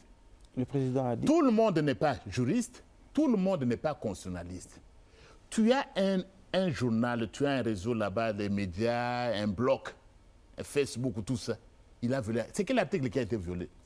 Si vous n'avez jamais appris la Constitution, taisez-vous. Séparation de pouvoir... je vais répondre, n'avancez même pas, je réponds à toutes vos questions. Je vais y arriver, je commence par là. Il a violé la Constitution. Mais vous avez pris la Constitution où? Pour dire ça. C'est une discipline quand même. Même si ça fait mal, tout le monde fait le droit. C'est quel article qui a été violé? C'est quel article? Le président a dit qu'il ne se mêle pas de ce qui se passe au Parlement. J'en arrive. Voilà ce qui est. Le président a dit ça dans un autre contexte. On lui a posé la question s'il était impliqué dans le départ du président de l'Assemblée. Il ne se mêle pas. Ça s'arrête là. Pourquoi on va plus loin? Est-ce que ce n'était pas ça la question? C'est la même chose comme je tends la main. On oublie la suite. Alors voilà ce qui se passe. Le poste revient à la majorité. C'est l'article 27 alinéa 2. Ce journaliste-là ou ce journaleux-là qui a écrit qu'il vienne chercher une constitution au secrétaire permanent de l'Union sacrée de la Nation, on va la lui donner gratuitement. Au lieu de continuer à écrire, on a violé la constitution. Non. Le poste revient à la majorité. Et la majorité, c'est qui? C'est l'Union sacrée de la Nation. Mais la majorité, comme le poste lui revient, ce qui se fait au niveau de la majorité, ce sont des candidats à la candidature. Vous comprenez? Ils viennent, nous sommes une famille politique organisée, structurée et démocratique. C'est pourquoi il y a un communiqué. Vous n'avez jamais vu ça du temps du FCC? Que quand on nomme un président de l'Assemblée nationale, le secrétaire permanent du PPRD ou du FCT vous annonce, il y a un communiqué que tout le monde vient. Vous n'avez jamais vu ça? Pourquoi ne pas apprécier? C'est ça la démocratie. Et ils sont tous venus. Et nous sommes une famille politique organisée. Nous sommes une famille politique organisée. Le président de la République, c'est la haute autorité politique. C'est lui qui a initié l'Union sacrée de la Nation. Vous n'allez pas empêcher à Trump d'entrer dans les questions du Parti républicain. C'est son parti, je ne sais pas. Là, nous parlons institution, séparation de pouvoir. Oui, mais où est la séparation de pouvoir? Qu'est-ce que nous faisons? Dès que la candidature est là, mais nous l'envoyons, c'est notre calame. Nous l'envoyons dès que d'abord les candidatures ont été reçues le 12. Hier, il y a eu le Conseil des ministres. Toutes les candidatures sont entre les mains de la haute autorité politique. Et dès que nous avons fini, le secrétaire permanent sera instruit pour aller envoyer maintenant au bureau de l'Assemblée nationale. C'est l'institution. Voilà le candidat de la majorité et vous continuez le reste. Où est la séparation des pouvoirs en question? Parfois, beaucoup de gens parlent de la séparation des pouvoirs à tort et à travers, et même dans l'opposition. Je vais vous donner un exemple. La séparation des pouvoirs, c'est Montesquieu qui est le maître à penser, et John Locke. La séparation des trois pouvoirs, législatif, exécutif et judiciaire, c'est Montesquieu. Mais ce qu'on a reproché à Montesquieu, c'est quoi? Et mes étudiants le savent, et mes assistants le savent. C'est qu'on a Montesquieu, le tout grand qu'il est, avec la séparation des pouvoirs, La séparation des pouvoirs n'a jamais été absolue. Jamais absolue. Mais quand vous entendez quelqu'un de l'opposition qui vous parle, ou même un journaliste, dans sa tête, c'est la séparation des pouvoirs est absolue. Non, elle n'a jamais été absolue. Parce que si la séparation des pouvoirs était absolue, l'État ne fonctionnerait pas. C'est ainsi que vous voyez Trump nommer les magistrats de la Cour suprême des États-Unis. C'est ainsi que vous voyez Trump, le Parlement, le Congrès américain avec des dispositions aussi des pouvoirs. Donc la séparation des pouvoirs existe, mais elle n'a jamais été absolue. Ça, c'est sur la question de principe. Mais en revenant directement sur la question, on n'a volé aucune disposition de la Constitution. On se conforme au règlement intérieur. Nous sommes un parti de majorité, nous avons une charte, nous avons un règlement intérieur. On dit que le candidat, la candidature doit venir de nous. Mais nous nous organisons en vertu de notre charte, de notre règlement intérieur. Quelle Constitution? On n'a violé aucune disposition de la Constitution. Donc, c'est lui qui sera choisi, les autres devront se retirer. Les autres candidats devront se retirer. Vous avez publié une liste de 14 candidats. Non, de 12. Les 12 candidats. Oui, oui. Donc, c'est lui qui sera choisi par la haute autorité politique. Le 11 devrait se retirer. Mais nous sommes disciplinés. Tous les candidats que j'ai reçus d'ailleurs, tous les candidats que j'ai reçus, ils connaissent, ils aiment bien leur famille politique. Ils ont apprécié ce que nous faisons de mieux. Il n'y a pas de plus démocratique que les plateformes que vous avez connues. Vous n'avez jamais connu une plateforme aussi démocratique que l'Union sacrée de la nation. Tous ont dit, nous allons nous plier à la décision de notre famille politique. C'est tout. Qui veut créer des désordres dans notre famille politique? Tous les 12 ont dit, dès que la décision est faite sur la... Si on décide autrement, tout le monde, nous n'avons pas de problème au niveau de l'Union sacrée de la nation. Si vous êtes en crise pendant des années, parce qu'il y a une plateforme qui est en crise, et dont le chef c'est le président de la cellule de crise, une crise. Déjà l'Union sacrée, nous aimons tellement la nation. Et j'essaie de parler de nos amis du FCC. Vous avez toujours un président de la cellule de crise. Une crise peut durer 10 ans. L'Union sacrée est disposée même à les aider à résoudre la crise au niveau du FCC. Parce que pour la démocratie, monsieur le journaliste, la présidente de la cellule de crise pendant 10 ans. Et si vous-même, comme parti, vous êtes en crise depuis 10 ans, comment vous pouvez aider à résoudre la crise du pays? Il y a des crises à l'Union sacrée, on se porte bien, on respecte tous les textes. Vous n'avez jamais eu aucune plateforme aussi respectueuse. C'est que l'Union sacrée de la nation. Professeur Mbata, est-ce que le départ de Vital Kamerhe ne montre pas des fissures pour tout ce qu'il y a comme crise au sein de l'Union sacrée? Non, moi j'étais là. Lorsque le président Kamerhe a déposé sa démission, il a dit qu'il reste membre actif de l'Union sacrée de la nation. Donc n'amenez pas chez nous la crise que vous avez. Je ne parle pas de vous, je parle des autres. Je ne suis pas politicien. Vous n'êtes pas politicien. Que les autres n'amènent pas chez nous des crises qui n'existent pas. Lorsqu'il a déposé sa démission, le président Vital Kamerhe a dit qu'il reste loyal à son Excellence Félix Antoine Tshisekedi Tshilombo, président de la République et haute autorité politique de l'Union sacrée de la nation. Il reste membre de l'Union sacrée de la nation. Et hier, parmi les candidatures, les candidats à la candidature pour la présidence de l'Assemblée nationale, vous avez vu l'UNC, son regroupement politique qui a présenté également 2 candidats qui sont de l'UNC. Donc il n'y a pas de problème au niveau de l'Union sacrée de la nation. Nous nous portons bien et nous allons encore nous porter encore mieux dans les jours qui viennent à travers ce que fait notre gouvernement, parce qu'on doit vraiment lutter. Nous avons commencé par l'agression, à travers tout ce combat, sur tout ce front pour mettre fin à l'agression rwandaise et recouvrer l'intégrité du territoire national. Nous allons encore mieux nous sentir à travers tous ces chantiers qui sont maintenant en place pour qu'on puisse finalement contribuer à la réalisation de la vision de notre haute autorité, c'est construire un Congo fort, prospère, au cœur du continent africain. Est-ce qu'on peut encore dire aujourd'hui que l'opposition est encore le contre-pouvoir utile ou un acteur de déstabilisation? Quand vous regardez l'opposition aujourd'hui, oui. Contrepoids de pouvoir ou acteur de déstabilisation?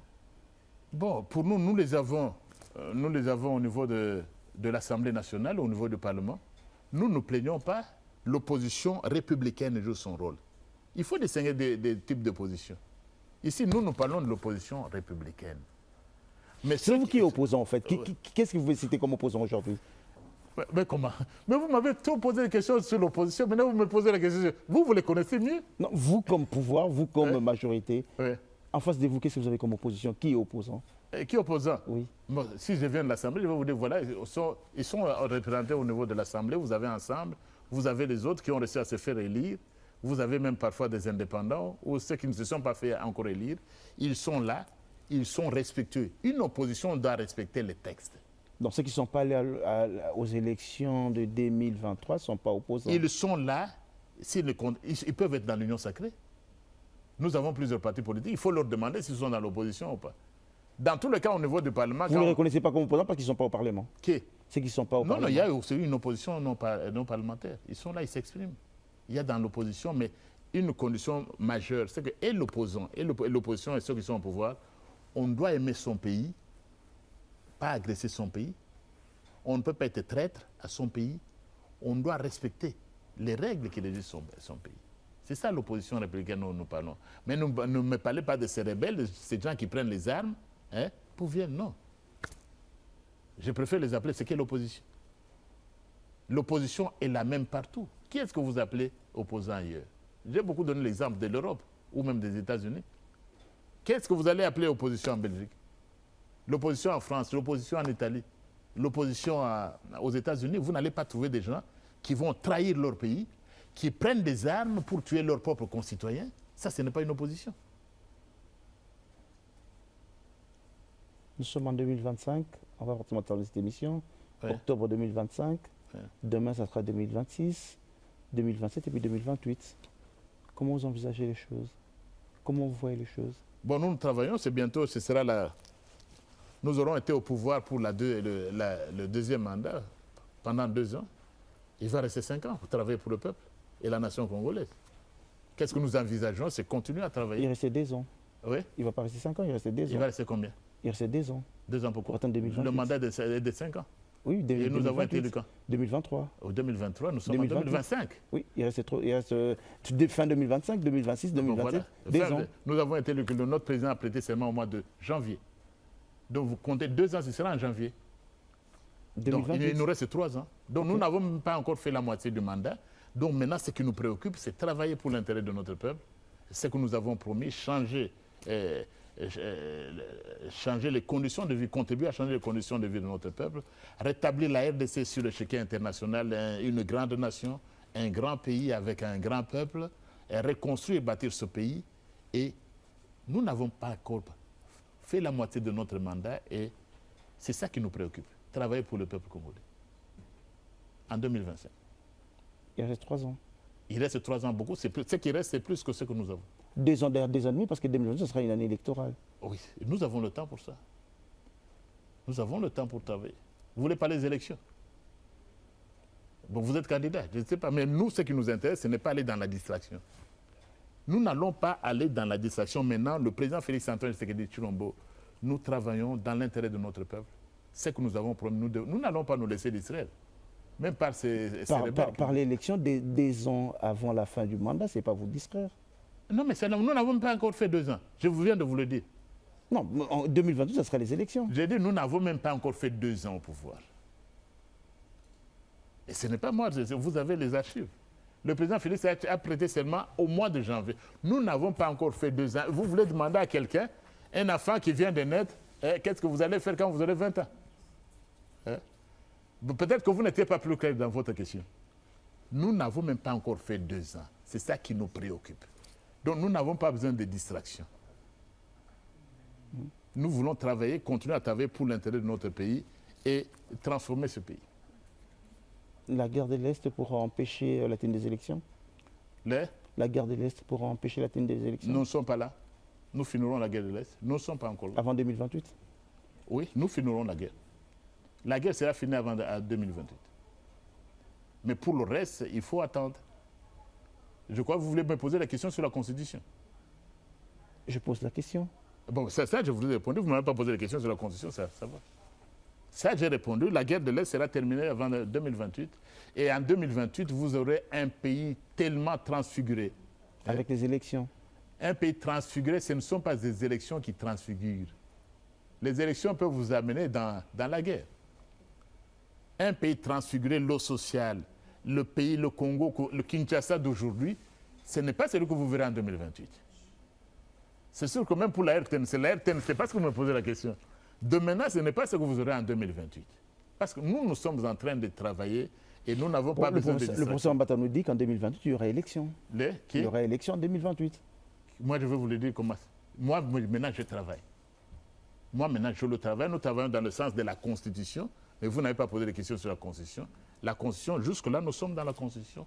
Et nous serons toujours dans la Constitution. Je vous pose la question. Ouais. En 2028, on respecte la Constitution. Si elle est là-bas, on respecte la Constitution et la volonté du peuple. C'est-à-dire? C'est-à-dire quoi? La volonté du peuple, pour être plus clair. La volonté du peuple, c'est-à-dire l'alternance. On m'a posé cette question en Europe et je ne mâche pas les mots. C'est vous peut-être qui êtes en train de tourner. C'est moi, je réponds directement au sujet de la Constitution. C'est à moi qu'on répond souvent, mais le pauvre disait la Constitution est ceci, vous êtes elle est constitutionnaliste, hein, oui. Vous l'avez dit en deux. Oui, vous l'avez dit en je deux. l'avais dit. Oui. Je n'ai jamais dit, et je le répète pour la énième fois, qu'une Constitution est intouchable. Sinon, on ne serait pas la 5e République française. La Belgique a révisé sa Constitution 25 fois depuis 60. Les États-Unis ne sont pas... Ça, je dois répéter ça. Oh, mais il a toujours dit. Oh, est-ce que c'est le prof des droits là-bas? Oh, les profs ne croient pas. Mais c'est ça le prof. C'est moi le prof. Je ne vous ai jamais dit qu'une Constitution est intouchable. Ça n'existe pas. Est-ce qu'une Constitution, on peut la toucher? Oui. Mais il y a des articles verrouillés. J'ai dit, je réponds à la question, on peut y toucher. La Constitution est l'œuvre d'un peuple. Si le peuple a verrouillé, il a verrouillé. Si le peuple décide de déverrouiller, parce que c'est le gouvernement du peuple, c'est la démocratie, non? Si le peuple décide de déverrouiller, il déverrouille. C'est la même constitution que vous avez dit qui était la meilleure constitution d'Afrique à l'époque. C'est ce que j'ai dit.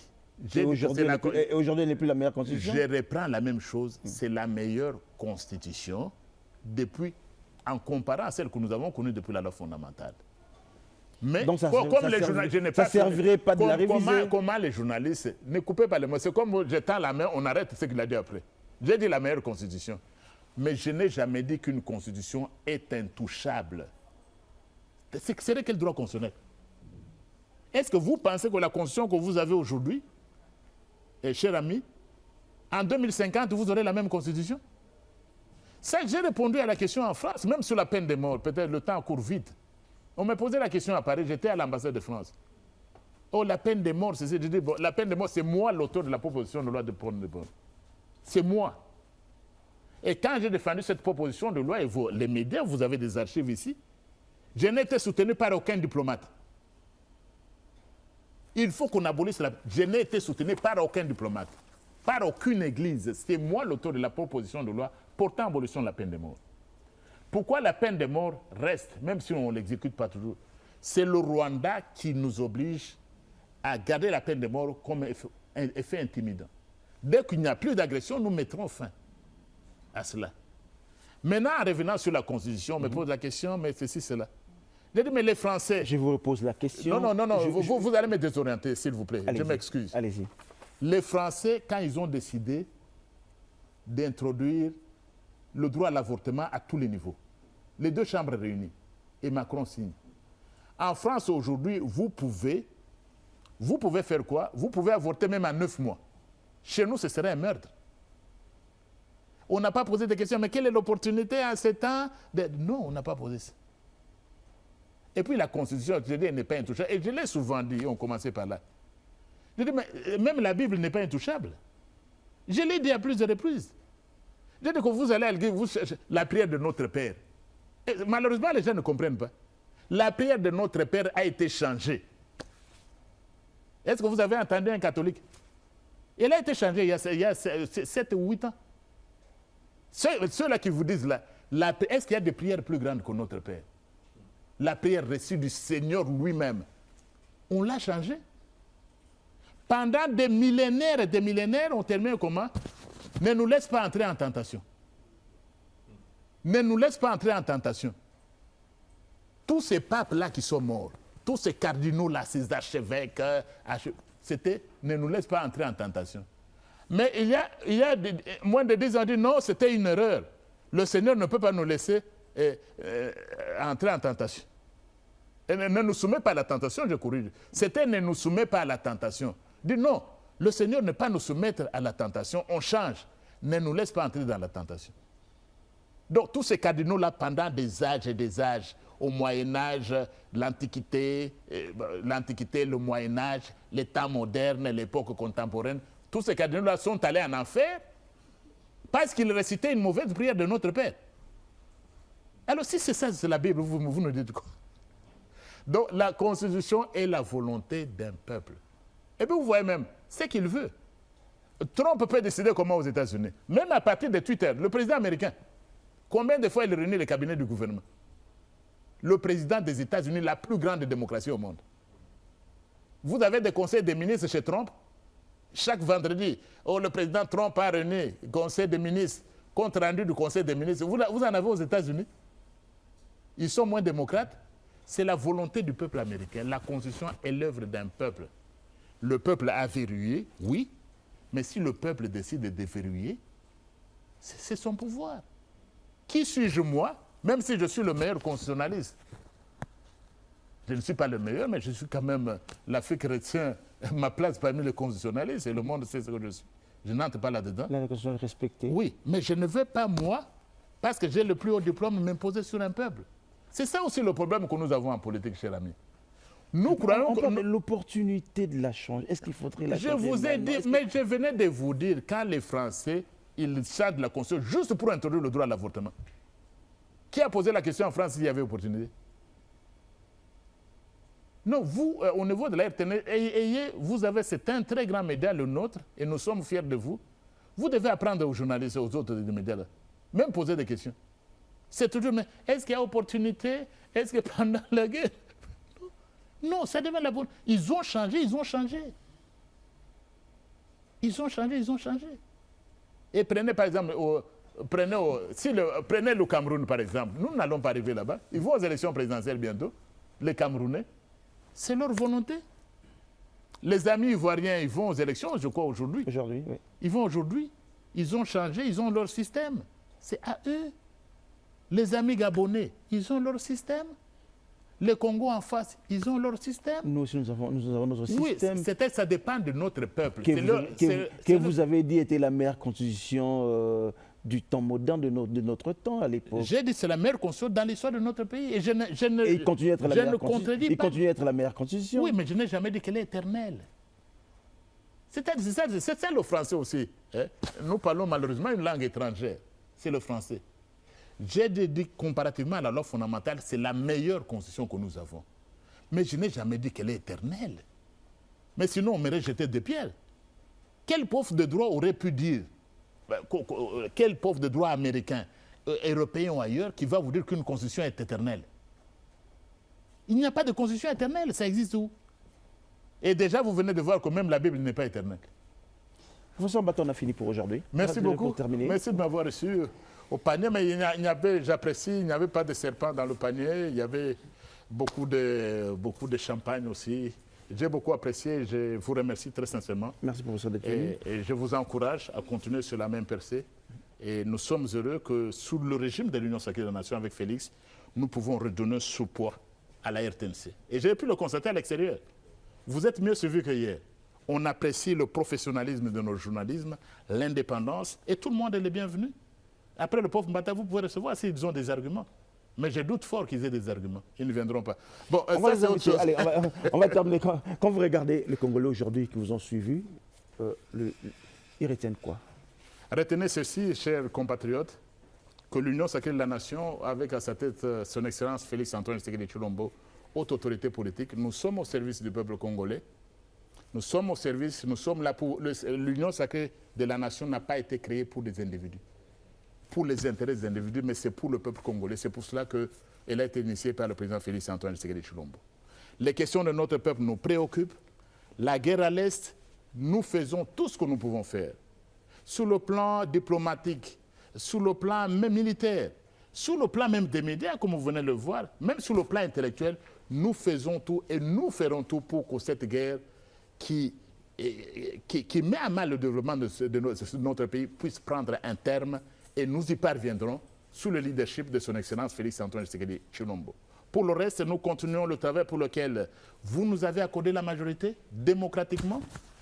Les autres amis, vous n'avez pas voulu leur accorder la majorité.